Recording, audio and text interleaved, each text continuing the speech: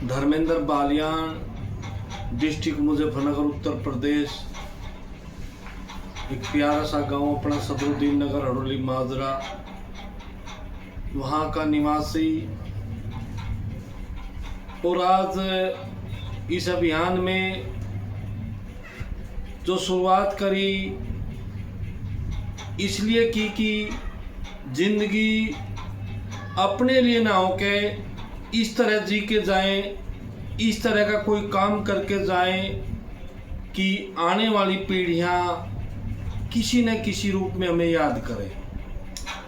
इस अभियान को हम करना नहीं चाहते थे क्योंकि व्यक्ति के अंदर कुछ अहम होता है। पापा स्टूडेंट मजबूत था, शुरुआती पढ़ाई एमए किया 98 में, उसके बाद आर्मी में नौकरी भी की, ट्रेनिंग सेशन किया थोड़ा सा, फिर घर चले आए। और जिंदगी के बहुत सारा समय जो गोल्डन समय होता है उसको बिल्कुल पानी की तरह लुटा दिया जी। कोई विशेष काम नहीं किया, कुछ नहीं करा, इसी तरह अपने जीवन को व्यतीत कर दिया जिस तरह एक किसी भी तो थोड़े में ले ले कि कोई भी ऐसा काम नहीं किया कि सुबह उठे, खाया पिया, सो गए, डेट टू डेट अपने समय को पानी की तरह बहाते चले गए जी। ना जिम्मेदारी का एहसास किया, ना ये सोचा कि ये जो मानव जीवन है ये 84 लाख योनियों के बाद मिला, इसको वैसे ही जी देते जी हम भी। लेकिन भला वो अमर जी का, अमर जी ने हमारे पास आते रहे और उन्होंने बताया, बालियान जी आप एक विशेष शख्सियत है, आप अपनी पावर को पहचाने, आप अपने लिए ना जी के ऐसा कोई काम करें कि आप बहुत सारे घरों में, बहुत सारे परिवार में अपने देश के लिए कुछ विशेष करने का आपके पास हुनर है, आप कर सकते हैं।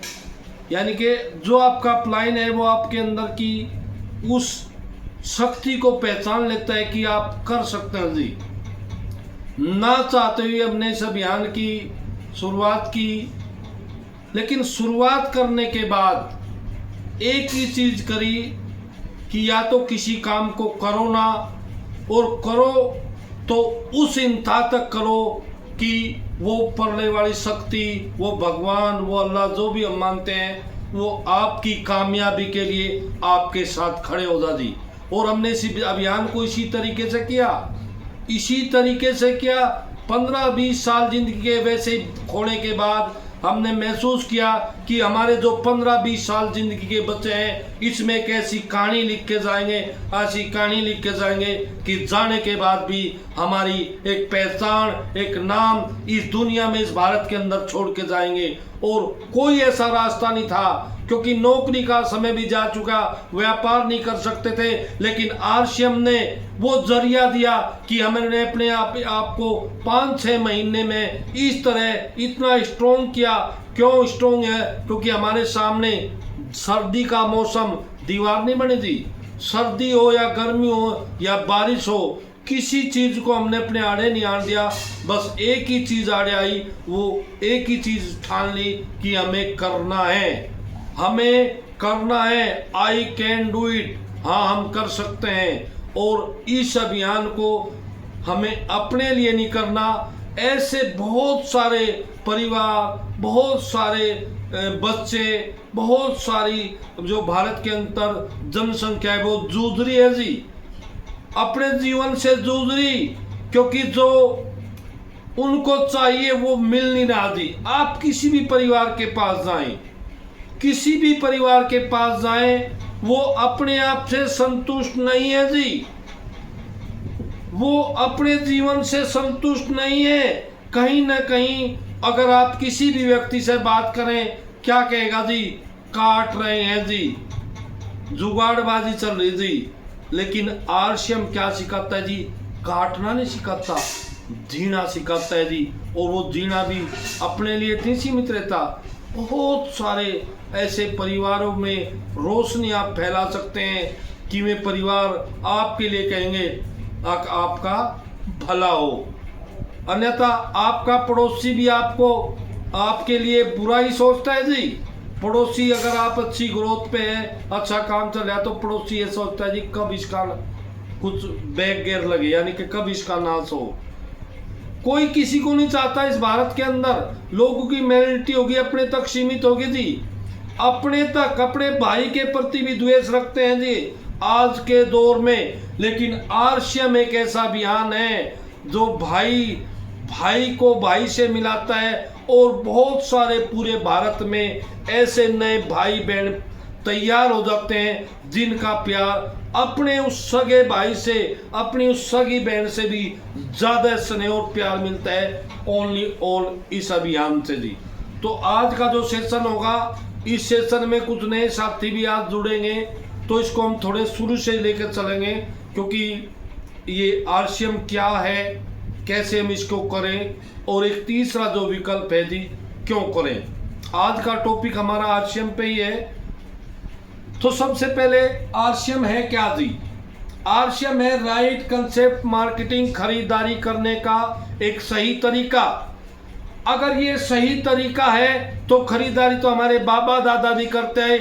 कैसे मान लें कि ये तरीका सही है? और जो हमारा तरीका जो 3 पीढ़ी से हमने देखा जी, बाबा को देखा, पिताजी को देखा, अपने आप को देखा, कैसे वो खरीदारी का तरीका गलत है और ये कैसे सही है। कब पता चलेगा? जब दोनों तरीके, अगर 2 चीज की तुलना करनी है तो दोनों चीज हमारे सामने होनी चाहिए जी। दोनों चीज हमारे सामने होगी तभी पता चलेगा क्या सही है क्या गलत है। तो सबसे पहले हम अपना वो तरीका देखते हैं जिससे 3 पीढ़ी से हम खरीदारी करते आ रहे हैं जी। हर व्यक्ति पैसा कमाता है जी। सबसे बड़ी बात, पैसे के बिना जीवन जिया नहीं जाता। लेकिन पैसा कमाने के बाद व्यक्ति क्या करता है जी? उस पैसे को खर्च करता है अपनी परिवार की जरूरत के लिए, किसी न किसी रिटेलर के पास जहां रेट पर सामान बिकता है जी। हर व्यक्ति का काम, पैसा कमाने के 1000 रास्ते, लेकिन खर्च करने का रास्ता केवल बाजार है। और बाजार में व्यक्ति कहाँ जाता है? जहां रेट पर सामान बिकता है जी। लेकिन गौर करें जी, उस दुकानदार के यहाँ कोई सामान नहीं बनता। वो दुकानदार डिपेंड होता है जी होलसेलर से, थोक की दुकान से, जहाँ वो एक ही छत के नीचे बहुत सारे सामान होते हैं, थोक की दुकान होती है। लेकिन उस दुकानदार के यहाँ भी कोई सामान नहीं बनता। ये एक दुकानदार जो सामान लेकर आता है वो डीलर के यहाँ से आता है जो जिले पे होता है जी। और डीलर के यहाँ भी सामान नहीं बनता। डीलर के यहाँ जो सामान आता है उसको लेके आते हैं जी कमीशन एजेंट, C&F। और एजेंट के यहाँ भी सामान नहीं बनता। एजेंट लेके आता है सामान को मिल से। अगर आपके घर में एक पेन की जरूरत पड़े, एक पेन की भी जरूरत पड़े, आपको नहीं पता कहाँ इसका मिल है, आप उसको कहाँ से लेंगे जी? होलसेलर या रिटेलर के यहाँ से खरीद लेंगे। ठीक है जी। कोई नहीं पता, हमें पता है जी इन दुकानों का, रिटेलर का या होलसेलर का। मिल अगर कोई सामान बनाती है, उस सामान को बेचने के लिए किसका सहारा लेती है जी? ऐड का। एडवर्टाइज कराना पड़ता है जी। और ऐड किससे कराती है? किसी सेलिब्रिटी से, किसी शख्सियत से कराती है, किसी खिलाड़ी से कराती है। और वो खिलाड़ी कहता है, वो हीरो के उस बात को कहने के करोड़ों रुपए लेता है जी, क्योंकि उसके समय की जो कीमत होती है वो करोड़ों रुपए होती है जी, उसके समय की कीमत। लेकिन हमारा समय, इसका कोई कीमत नहीं, हम अपने समय को वैसे ही पानी की तरह बहा देते हैं। लेकिन वे शख्सियत होते हैं, वे करोड़ों रुपए लेते हैं जी। और वे कहते हैं जी ठंडा पीने से उड़ के दिखाते हैं जी, लेकिन ठंडा पीने से उड़ते नहीं। ठंडा पीने का वो ऐड बार बार हमारे सामने आ जाता है, और हमारे परिवार के बच्चे जाकर इस दुकान पे कहते हैं जी फला नाम का ठंडा दे दो जी। इस कंपनी का वो सामान बिकना शुरू हो जाता है। एक हीरोइन कहती है जी मेरी सुंदरता का राज लक्ष्य। अगर लक्ष्य व्यक्ति सुंदर होता तो ब्यूटी पार्लर में जाने की जरूरत नहीं थी जी। ब्यूटी पार्लर में बहुत सारा पैसा जाता है हर परिवार से। अगर लक्ष्य सुंदर होते, लेकिन उस हीरोइन को उस बात के कहने के करोड़ों रुपए मिल जाते हैं, और ये ग्राहक ये विश्वास कर लेते हैं कि लक्ष्य के